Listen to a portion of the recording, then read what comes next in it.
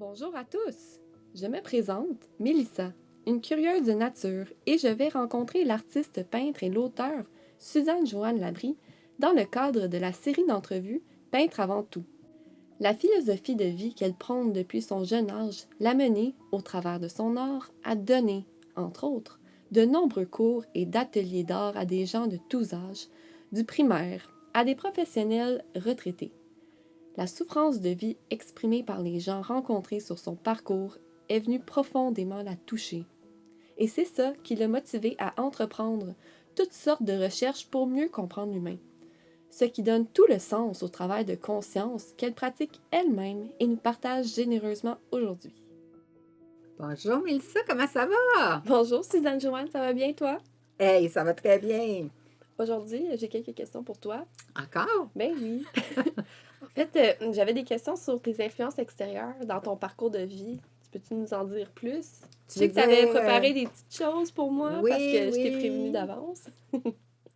Tu parles de quand, depuis mon enfance, qu'est-ce qui m'a Exact. influencé? Écoute, j'en ai une qui m'a surpris moi-même. Je sais, je suis tout le temps surprise sur des points, mais bon. Mais c'est ça, Euh, c'est de découvrir, c'est ben de... oui, c'est ça qui est fantastique. Quand j'ai décidé d'aller en art vestimentaire, faire la formation, on avait un prérequis qu'il fallait que je fasse 2 ans en français pour être admis à cette école-là de Montréal. Alors, je retourne sur les bancs de l'école française secondaire 4 et 5 et j'ai un professeur d'art à ce moment-là, tu sais, l'art plastique, là, qui nous demande de faire une recherche sur un peintre pour faire un exposé. Et moi, je connais aucun peintre. T'as Euh, pas fait de recherche ben, on avait avant. une recherche à faire, mais je connaissais aucun peintre. Tu sais, je ne m'étais pas intéressée à ça. C'est ça, avant, t'en avais pas fait. Non, C'était pas dans ton intérêt. non, j'avais jamais eu cet intérêt-là. Et je ne sais pas si elle nous a proposé des peintres en particulier ou quoi. En tout cas, j'ai tombé sur un peintre qui s'appelle El Greco, qui est un peintre espagnol. Et c'était pas le peintre comme tel, c'était l'œuvre qui m'a impressionnée. Et je vais te la montrer parce que j'ai pensé, Ben vu que oui, tu m'avais demandé une petite question. Hey, mon livre, il est pesant, là. ça va faire Alors, des je ne sais muscles. pas si tu vois, c'est cette Ah œuvre-ci oui. qui est un paysage surplombant. Je vais la redéposer si ça ne te dérange pas. Non, pas de problème. Je te le montrerai en détail si tu veux tantôt. Alors, c'est la représentation qui m'a frappée de ce paysage-là qui est tu sais, le côté très Dramatique. dramatique, oui, c'est ça. C'est pas du tout le peintre. Puis ce que je trouvais le fun dans ça, quand tu me demandes mes inspirations, c'est que je ne savais pas pourquoi que ça venait me toucher autant. Parce que, tu sais, elle est vraiment noire, l'œuvre. Hein? C'est sobre, sombre, dramatique. Je sais pas, j'aurais pas pu te le dire à l'époque pourquoi que ça m'attirait tant que ça. Mais même si on ne peut pas le dire, il y a quelque chose en dedans de nous qui fait que ce lien-là veut se faire. Qui résonne. Oui, que ça résonne, puis que, tu sais, elle m'impressionne toujours l'œuvre. Et ce que j'ai découvert avec le temps, tu sais, cette ville-là de Tolède, c'est une ville en Espagne, en Nouvelle-Castille, qu'on disait. Euh, et c'est la ville où ce qui a été enterré. Il a peint cette ville-là. Pour ça, probablement. Son côté dramatique, son côté fort en émotion, c'est venu rejoindre justement plus tard, bien plus tard, quand j'ai appris à me connaître, l'aspect émotif que je voulais rendre, les émotions avec de forte intensité que je voulais rendre dans mes œuvres. Mais tu sais, ça a pris comme quasiment 20 ans avant que ça se révèle, peut-être même plus que ça. Pour J'étais qu'il y ait dans... une âme Oui, oui, le dans côté, l'œuvre. mais pas juste l'âme, vraiment un côté fort en émotion. C'est ce qui m'a rejoint. L'autre chose dans cette œuvre-là, que j'ai appris justement à cause des recherches pour mon livre, c'est que ça a été Tolède, la capitale de Wisigoth, une ville que j'ai, un peuple que j'ai beaucoup eu à À étudier, voir, oui, pour le récit de mon manuscrit. une belle synchronicité. Exactement. Et qu'est-ce que je trouve fascinant, tu sais, quand on me demandait comment ça se fait que ça t'intéressait autant cette œuvre-là, comme je te dis, je ne me connaissais pas encore assez pour vraiment venir mettre un point sur qu'est-ce que ça pouvait être, à part le fait que c'est dramatique, que le ciel est très chargé d'émotions. Il y a comme un ange aussi qui est dessiné dans le ciel. Il a illuminé la cathédrale. C'est comme s'il a accentué quelque chose et c'est ça qui me parlait beaucoup. Puis moi, ce que je trouve ça intéressant dans un aspect comme ça, c'est que ça émerge comme ça, tu sais. C'est pas quelque chose qu'on connaît et on voudrait pas non plus imposer à quelqu'un de dire faut que tu aimes ça ou faut que tu aimes ça. Il faut que ça vienne de soi parce que c'est ça qui nous donne des petites pistes pour pas justement avoir une sorte d'influence qui est pas du tout en nous ou en relation avec nous parce que ça viendrait biaiser peut-être nos goûts, notre approche, notre personnalité. Fait que ça a eu de l'influence sur, Dans ton parcours. oui, sur mon parcours, sur mon tempérament. Puis est-ce que tu dirais que c'est grâce à cette recherche-là que ton intérêt pour la lecture s'est développé? Non, c'est ça, pas du tout, parce que je me connaissais pas encore assez. C'est sûr que j'ai toujours eu un intérêt pour le papier, les livres, comme tu sais. Mais Pas non, nécessairement pour je le me connaissais contenu. pas. Fait que vu que je me connaissais pas, puis que j'avais pas. Il y avait un côté vraiment nébuleux dans les premières années de ma vie. Ma mère a été bien malade, plus jeune, quand j'étais au primaire. Et moi, j'étais beaucoup préoccupée par elle. Fait que je me rappelle pas du tout qu'est-ce que j'aurais pu apprendre de formation académique au primaire. Fait que la lecture, ça pouvait pas non plus m'intéresser. J'aimais l'objet, le livre. Ça me fascinait. Mes parents nous en procuraient, mais pas plus que ça. Tu sais, c'était vraiment plus les images. Fait que j'avais pas, non, encore cet attrait-là pour la lecture. C'est venu plus tard. Puis est-ce que tu as décidé de continuer en français dans ton parcours scolaire? Euh, Là, c'est ça, parce que j'ai dû aller. Parce que tu m'as parlé, là, dans une autre entrevue, des dessinateurs qui sont anglais, puis que Oui, c'est tu voulais ça. juste rencontrer des anglophones. En fait, tu pensais que les peintres étaient Il n'y en avait pas de dessinateur français, fait francophones. que je me disais, c'est juste des Anglais. Fait que par le fait que, comme je te dis, ma mère était pas bien, puis que moi, ça m'inquiétait, à un moment donné, on est à l'école en français. Et on nous offre la possibilité d'aller à l'école anglaise. C'était la dernière année que c'était possible. Et moi, j'ai dit, c'est une occasion en or parce que je ne savais pas écrire ni lire. Et on nous offrait une année, on perdait une année d'initiation pour apprendre l'anglais. Alors, moi, j'ai sauté sur cette occasion-là. Alors, on a été classés par niveau de compréhension de l'anglais, comprends-tu? Et moi, on était dans des classes qui étaient avec plusieurs niveaux scolaires, mais tous de même... Niveau anglais, d'anglais. exact, tu sais, si on comprenait ou pas. Fait que moi, je comprenais absolument rien. Fait que tout le monde Euh, était dans le même bateau. Personne ne comprenait rien. exactement. Mon, comment je pourrais dire ça, mes connaissances anglaises se référaient à yes, no, c'est tout. Alors, on avait une professeure qui m'a beaucoup inspirée, pas systématiquement, tu sais, à cause du processus qui s'est passé.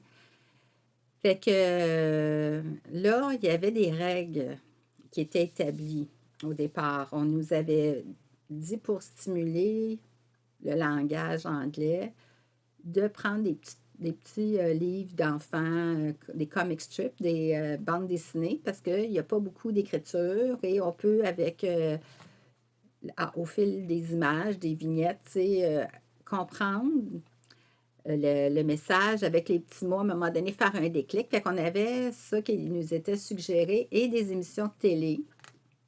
Essayer de toujours avoir la même.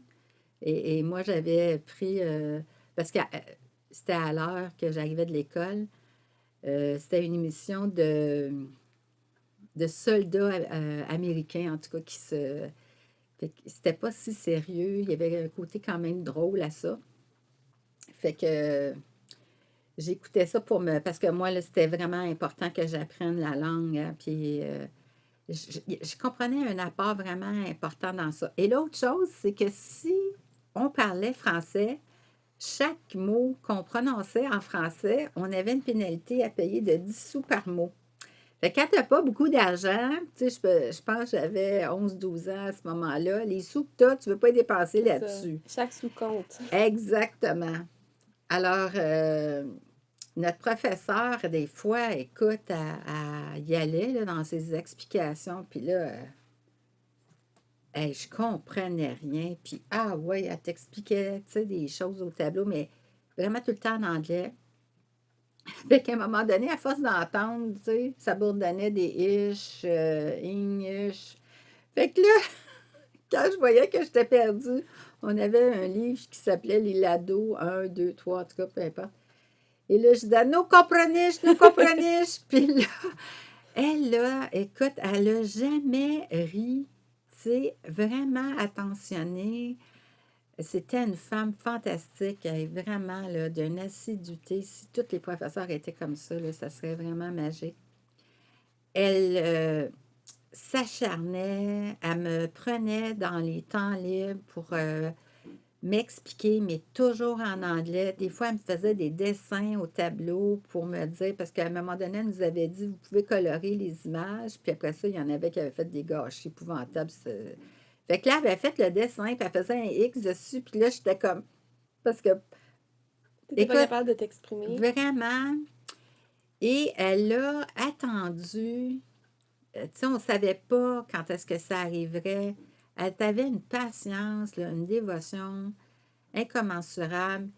Et j'ai vu son sérieux, et puis elle aussi, elle a vu l'intention que j'y mettais et elle m'a donné une confiance en l'humain que j'avais jamais, jamais eu avant. Parce que, tu sais, quand j'ai décidé d'aller à l'école anglaise, c'est pas tout le monde de la famille qui était d'accord avec Mhm. ça, tu sais. Puis il y en avait qui me disaient, tu renies ta langue.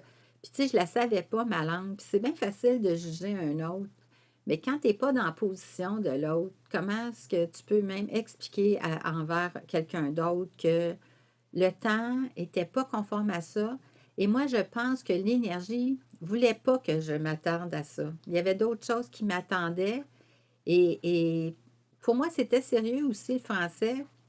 Et je m'étais dit, j'y reviendrai un jour. Et c'est ça que j'ai Mm. fait. J'y suis revenue et c'est quelque chose qui m'intéresse toujours. J'ai une immense collection de grammaire, de grévisses, de livres de toutes sortes, d'étymologie, de vieux français qui m'attendent peut-être un jour à ma retraite. Mais même si la retraite n'est pas arrivée de temps à autre, je m'investis du temps là-dedans. C'est vraiment important.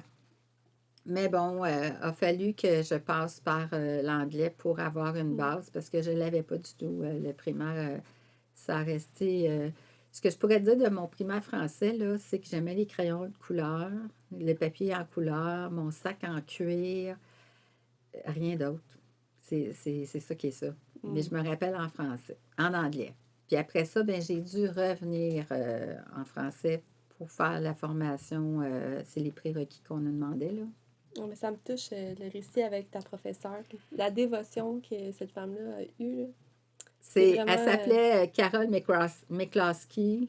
J'aimerais tellement ça la revoir. Je ne sais pas si elle est Si elle, encore en vie. si elle est à l'écoute, Mais elle peut te en tout cas, rejoindre. elle a été une personne vraiment importante dans mon parcours, puis probablement dans d'autres, elle était vraiment dévouée. Donc après ça, t'as pu parler en anglais, Hey, j'imagine. hey, mais hein, écoute, je te parlais ça, moi. Puis là, à un moment donné, les gens me disaient t'as appris l'anglais à l'école, hein? Puis là, j'étais comme pourquoi? Pourquoi qu'ils me disent ça? Je comprends. Je disais Shall I get you a package of roses?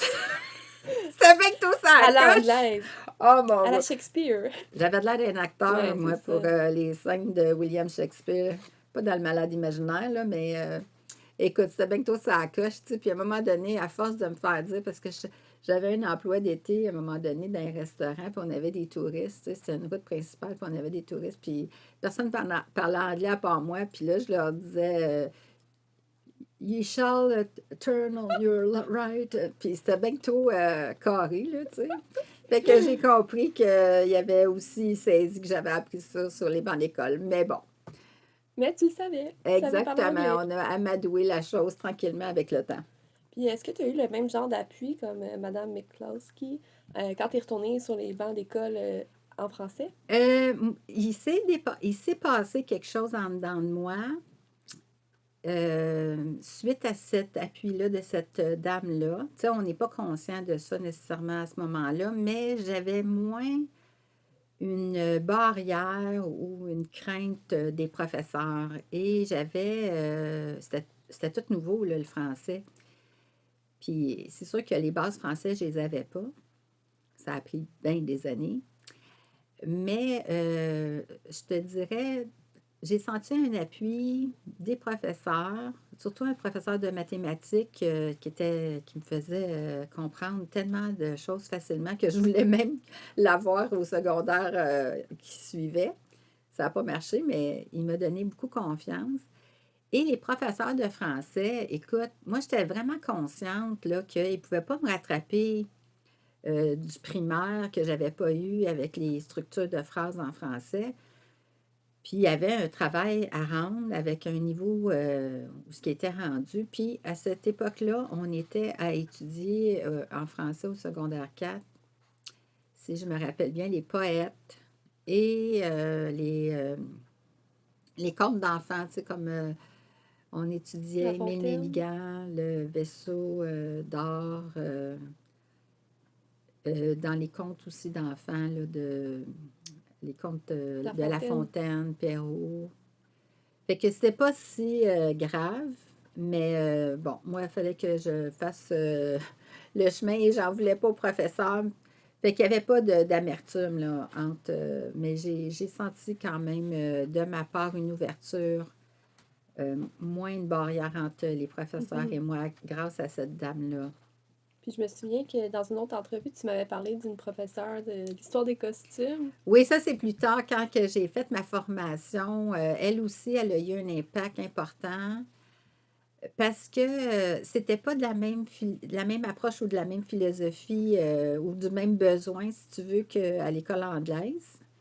Elle, c'était sa passion, son amour pour les vêtements, pour les costumes. C'était une jeune professeure ben, jeune quarantaine, là, tu sais, je ne sais pas où ce que les gens se situent à ce niveau-là, mais elle n'avait pas d'enfant, elle était mariée, pas d'enfant, puis son conjoint, il achetait dans les anniversaires qu'elle avait des costumes d'époque.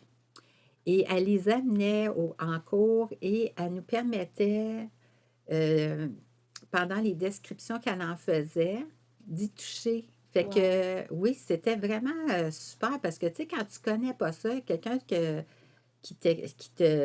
t'expliquerait brièvement, ça ne vient pas te toucher. Mais là, elle emmenait encore plus d'informations par rapport au tissu, par rapport au tissu naturel, des fois aux pierreries, aux dentelles faites à la main. Elle nous montrait comment ça, tu sais, les détails. Et elle faisait aussi les liens des costumes avec les époques, Oh, avec le wow. pourquoi le style a changé. Comme par exemple, à l'époque de Coco Chanel, où là, les gens étaient restreints du tissu et de la mobilité. sais, il fallait qu'il soigne les malades et le Mhm. tissu était de plus en plus rare. Fait que, tu sais, Coco Chanel est revenu avec des choses plus proches du corps. L'arrivée des pantalons. Oui. Pour Fait les que femmes, je veux dire. oui, oui, les pantalons pour les femmes aussi. Fait que le fait qu'elle nous faisait ces liens-là avec les transitions d'époque ou même à un moment donné, tu sais, qu'elle nous expliquait en Grèce, à Athènes, où ce que, il me semble que c'est ça, il y avait eu un fléau, si on veut, parce que la beauté de l'être humain était dans des drapés et les gens se drapaient et se mouillaient parce qu'ils faisaient des belles Forme. figures, hein, des belles formes comme ça. Mais il y a des millions de personnes qui sont mortes de pneumonie. Fait qu'elle, L'hypothermie. Wow, oui, c'est intéressant oui, d'avoir elle cet aspect-là. était passionnée et elle m'a transmis cette passion. Tu sais, tu m'aurais dit, Suzanne, tu vas avoir une fascination pour l'histoire de l'humanité ou des civilisations, je t'aurais jamais cru. Mais elle m'a amené cet apport-là. Et après, quand j'ai eu l'intérêt des livres, justement, ça a été super facile de faire des liens d'époque avec. Je m'intéressais beaucoup aux artistes à un moment donné. Fait que là, je faisais les liens avec les époques et les mouvements politiques qu'il y a eu. C'était plus facile à enregistrer. Mais exact, puis à intégrer l'information. Oui, puis essentiel. Mhm. Ça fait, tu sais, les années, c'est Non, essentiel c'était ça, de ouais. les comprendre. Savoir le contexte Oui. des œuvres. Fait que c'était quelque chose de remarquable d'apprendre qu'il y a les liens entre les Mhm. transitions, entre les époques, ils ont une importance et aident beaucoup à la mémoire, tu sais. Puis je sais, te parler tantôt d'Émile Deligard avec le vaisseau d'or. Est-ce qu'il y a eu d'autres œuvres qui t'ont marqué? Euh, dans l'œuvre d'Émile Nelligan, je ne sais pas si c'est ça que tu veux savoir par rapport à lui. Moi, ce qui m'a marqué de ce personnage-là, c'est le fait qu'on l'a interné, tu sais, qu'il avait écrit ce poème-là sur le vaisseau d'or, mais que ce poète-là était quelqu'un qui a rentré dans une folie. Et à ce moment-là, il n'a pas été interné, mais comme il a été enfermé et il est mort de son état. Puis ça tu sais, dans tout le processus que j'ai eu à vivre, autant moi que ce que je remarquais dans les événements, les expériences et les répercussions, ça a toujours été cet équilibre-là de l'être humain au niveau de sa santé mentale, tu sais. Mais oui, je te dirais, dans l'enfance, écoute, Peau d'âne, le livre de Peau d'âne m'a impressionné juste parce qu'elle avait une peau d'âne sur la tête. J'avais jamais lu l'histoire. Je me disais, waouh, elle se cache derrière quelque chose, qu'est-ce que ça veut dire? Non, c'est ça qui t'a fasciné. Oui. Mhm. La cigale et la fourmi, une qui travaille puis que l'autre qui fait rien, ça aussi, ça m'a impressionné, tu sais. Euh, Dans quel sens? Ben, tu sais, moi, je suis pas du tempérament à regarder les mouches voler, fait que je me disais, la cigale qui fait rien, Comment ça? Seigneur Mhm. Jésus. Bon, ben, coudonc. Un, un autre qui m'a vraiment beaucoup impressionné, c'est Bruno Bethléem, Mhm. un juif qui a vécu les camps de concentration en Europe et qui a refusé de suivre sa femme aux États-Unis. Elle était psychiatre, je ne sais pas si elle était à ce moment-là, mais il l'a rejoint à la fin de la guerre.